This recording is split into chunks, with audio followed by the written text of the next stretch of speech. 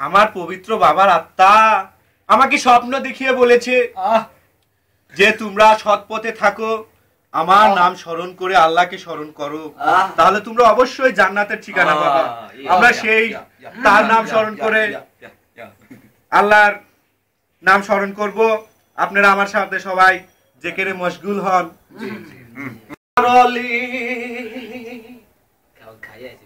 ফুলের কলি